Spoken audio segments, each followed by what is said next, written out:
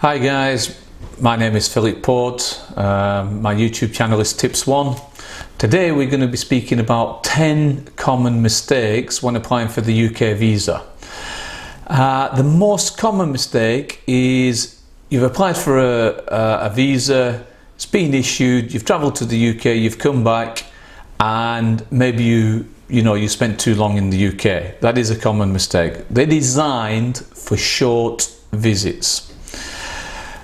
Also, when you complete the application form, again, you forget what you put on the previous application. In other words, you start to contradict yourself regarding, friends and family in the UK, or you contradict about your job start date. So it's very important that you keep the old application so you can cross-reference it. So always keep a copy. If you use an immigration advisor or a visa agency, ask them to give you a copy of the application form. So that's a common mistake, not keeping the old application. Another common mistake is not mentioning friends or family. I always suggest you mention friends, you mention family, but it's very important that you show the relationship. In other words, you mention in the invitation from them that here's my birth certificate to show the relationship, or here's a letter confirming we're at university together, or here's photographs of us together. It's very important that you show the relationship with your friends or family. Very important, another common mistake, very important that you mention if you've been given a speeding ticket in the UK, or if you've been given any penalties, important that you mention them. Students who are applying for the visa and they put down the date of travel as March. Hold on a minute, you shouldn't be travelling in March, you should be at university, you should be at school. So the embassy will always give you the visa if you're travelling in July or August or maybe December, because obviously the university or the school is not working. So it's very, very important that your dates of travel that you put on the application are dates when the university is closed.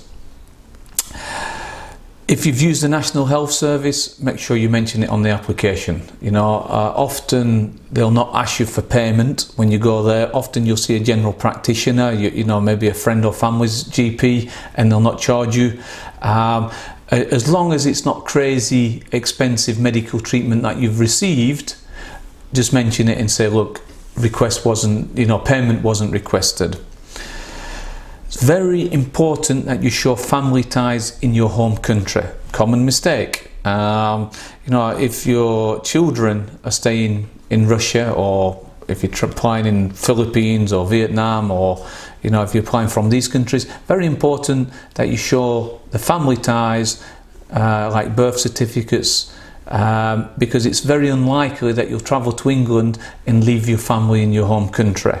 You're going to return to them. So show family ties if they're not traveling with you. Another common mistake is not using somebody like myself. I know all the grounds for refusal. I know all the mistakes that people make. So it's a common mistake. I would always seek professional advice.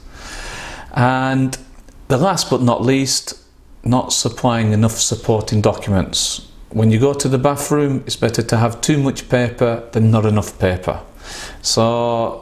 But you can learn more about that in my next video. I hope you like the video. I hope it's helpful. Please subscribe to Tips 1. Thank you very much. Thank you.